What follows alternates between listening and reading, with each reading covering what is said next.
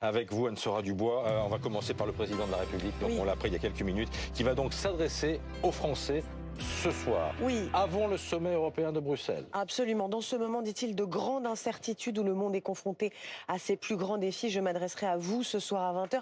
Je m'adresserai à vous, ça veut dire une allocution réservée traditionnellement au moment solennel et grave. Donc ça vous dit déjà quel est le premier objectif du président ce soir. C'est d'abord de clarifier, de tenter de rassurer. On est dans une situation... Vu la situation, ça va pas être difficile, ça va pas être simple. Ça va pas être simple. Effectivement, on a une quasi-rupture de cette relation atlantiste que les Français connaissent depuis 1945, qui n'avait jamais vacillé à ce point-là. Un dirigeant américain qui dit l'Union européenne a été créée pour embêter les États-Unis, qui parle de relèvement, entuber les États-Unis. Voilà.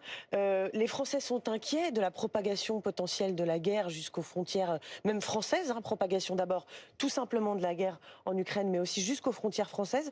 Donc il va falloir clarifier ce que la France va faire, la position qu'elle va adopter au sein du sommet européen de jeudi, notamment sur la question des dépenses, parce que ça va concerner très vite les Français. Est-ce qu'il va y avoir un surcroît de dépenses? Est-ce que ça va changer le budget? Est-ce qu'on va changer les impôts? Est-ce qu'on va demander une contribution exceptionnelle pour relancer l'armement, pour essayer de compenser l'aide américaine qui n'arriverait plus en Ukraine, pour essayer de sauvegarder le territoire européen? Il y a énormément de sujets à traiter. Les troupes éventuellement qui pourraient être envoyées une fois que la paix serait signée pour aller sécuriser l'Ukraine, ça veut dire des Français, des soldats français potentiellement envoyés dans ces territoires. Donc ce sont vraiment des résonances très concrètes. Sur fond d'inquiétude majeure, et c'est ce que montre le sondage ELAB BFM TV que l'on détaille ce matin. Oui, absolument. Le premier enseignement de ce sondage, c'est que les Français considèrent effectivement qu'il y a une forme de rupture de cette relation atlantiste à 73%. Ils considèrent que Donald Trump n'est plus un allié. 3 Français sur 4 ont été choqués par ce qui s'est passé dans le bureau ovale, de cette rupture, donc aussi d'une forme de relation diplomatique à laquelle ils étaient habitués.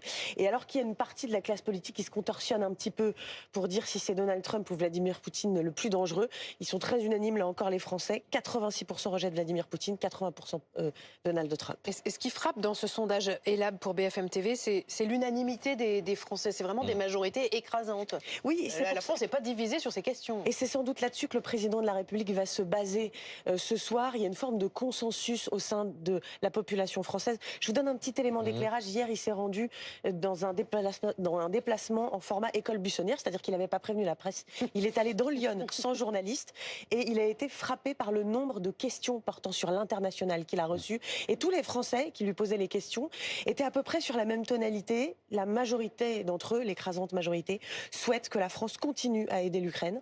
67% considèrent qu'il faudra bien envoyer des troupes à un moment pour sécuriser le pays. Et 70% des Français sont favorables à une défense européenne. Et ça, c'est ce que Emmanuel Macron porte.